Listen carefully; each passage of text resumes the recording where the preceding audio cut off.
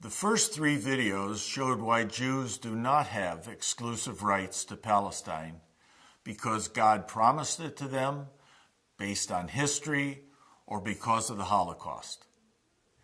Neither do they by their war victories, which runs counter to humanitarian values and international law.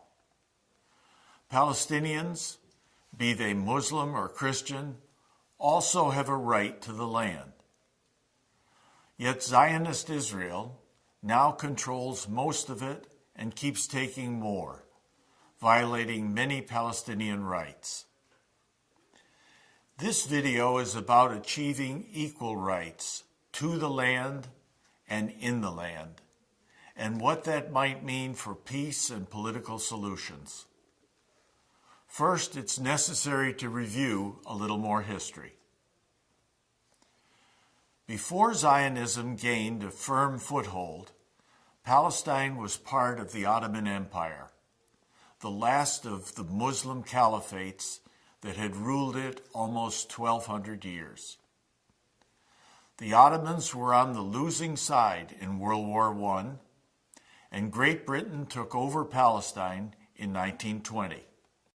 In 1922, Palestinian Muslims and Christians were widely distributed in the land and were 88% of the population. Jews were only 11%. Due to Zionist efforts increasing Jewish immigration, by 1944, Jews were 30% and Palestinians were 69%. Yet Jews owned less than 6% of the land. This changed radically in the 1948 Arab-Israeli War, in which Israel captured all of Palestine except the West Bank and Gaza. In the ethnic cleansing of Palestine, Israeli historian Ilan Pappé documents how Zionist forces made refugees of 720,000 Palestinians by expelling them from what would become Israel and destroying hundreds of their villages. To this day, many have tried to return to their homes, but Zionist Israel has barred them in defiance of UN Resolution 194. 40,000 of these refugees were displaced within and became citizens of Israel. So, where Palestinians were a large majority before the war, afterwards as Israeli citizens, they were only 20% of the population. Their rights violated in many ways. Israel declared empty Palestinian homes abandoned, and Jews moved into them.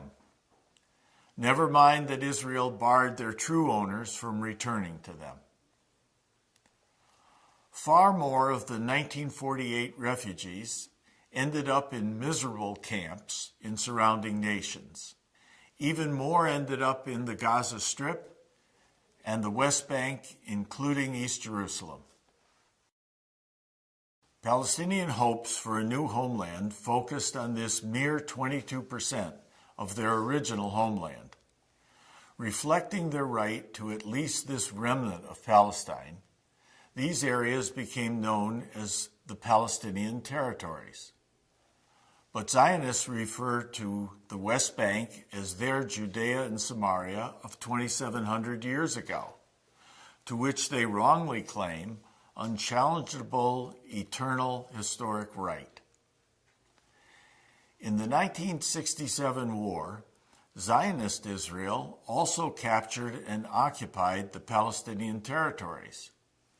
It continued its special brand of ethnic cleansing by creating 300,000 more Palestinian refugees, many of whom were also 1948 refugees. Some of these also fled to surrounding nations, many others to refugee camps in the occupied Palestinian territories. Israel now controlled all the land and promptly began colonizing these territories in defiance of the UN and international law. Though Palestinians still greatly outnumber Jews in the West Bank, Israel keeps building settlements there. To make room for them, it squeezes Palestinians into smaller and smaller areas resembling Indian reservations or apartheid Bantustans, rather than a viable homeland. Greater Israel and Bantustan Palestine, Zionism's two-state solution. These violations of Palestinian rights to the land and in the land include occupying and colonizing Palestinian territories, discriminating against Palestinian citizens of Israel, and preventing Palestinian refugees from returning to their homes. How can these injustices be corrected? Not through political action. U.S. politicians are so pro-Israel, they have little concern for Palestinian rights. Ditto for Canada, and things aren't much better in the rest of the English-speaking world. Not through the peace process, which ignores the aggressor-victim relationship between Israel and the Palestinians. Based on compromise, the peace process demands more from whom so much already has been taken. And its leader, usually the U.S., is strongly pro-Israel. Thus, the peace process is irrelevant to justice. It's just a smokescreen behind which Israel colonizes and oppresses while pretending to seek peace. The only peace the peace process produces is the smoldering peace of repression. How about the UN? It has passed hundreds of resolutions condemning Israel's occupation and colonization of Palestinian territories, urging it to respect Palestinian rights and calling on it to let the refugees return. Despite its pledges to obey the UN, Israel ignores these demands. The UN is powerless to enforce them, and its members, especially the U.S., won't.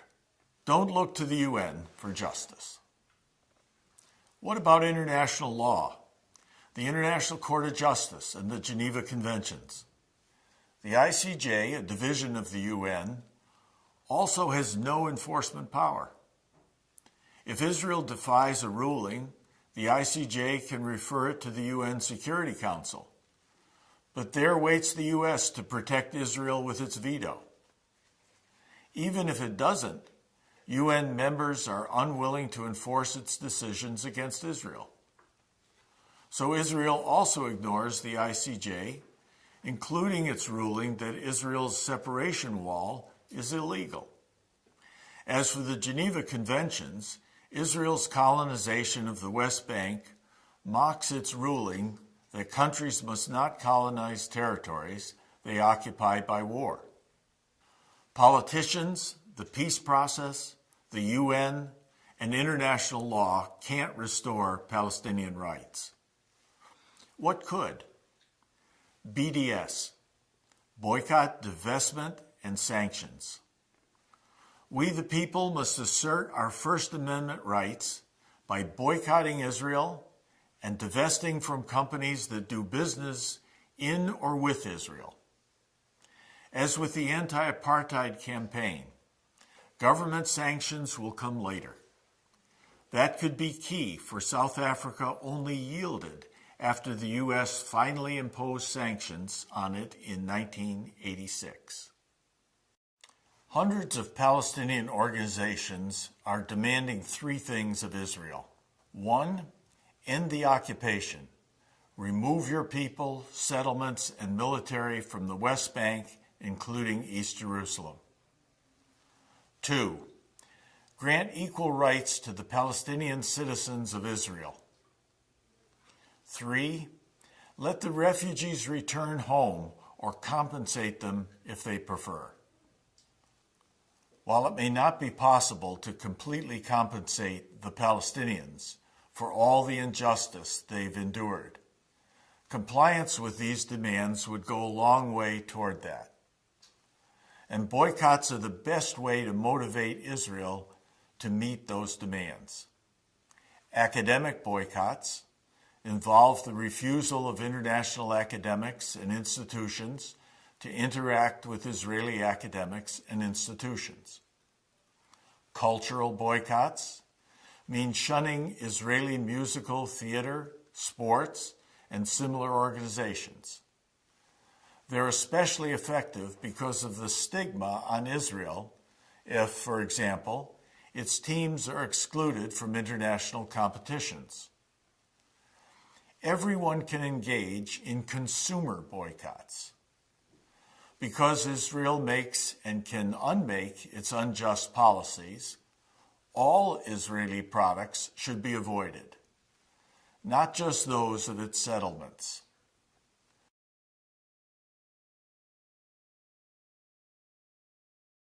The goal is to impact Israel's economy and thereby motivate it to meet BDS demands.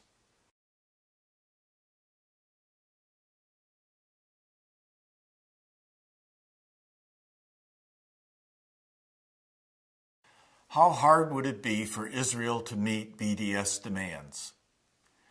Ending the occupation could be costly. Besides relocating over 500,000 settlers, it could involve removing their housing and infrastructure.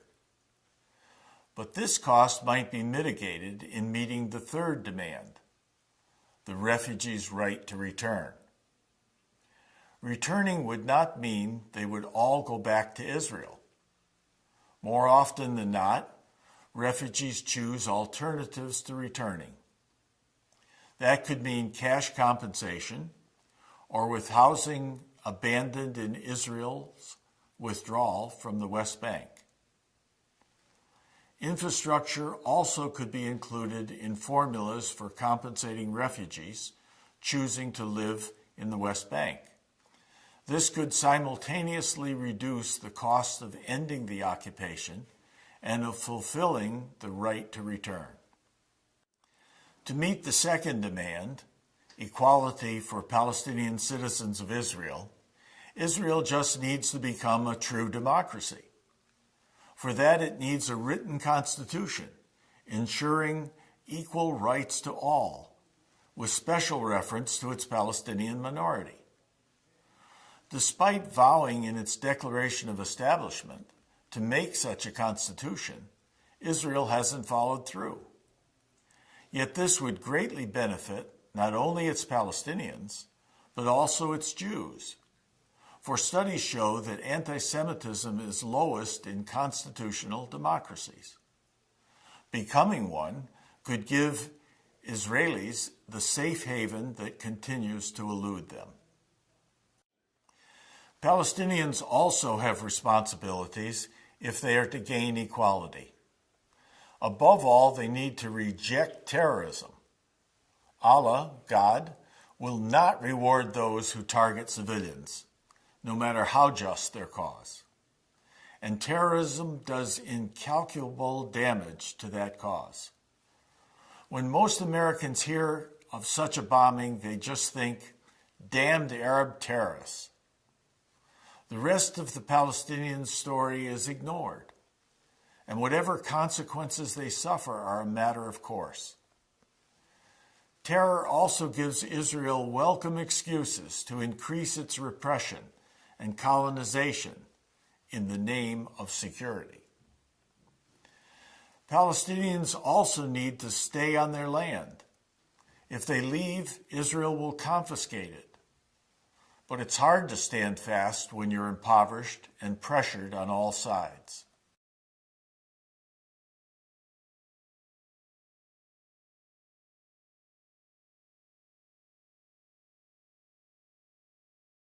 Once Palestinians have equal rights to and in the land, real peace will have a chance.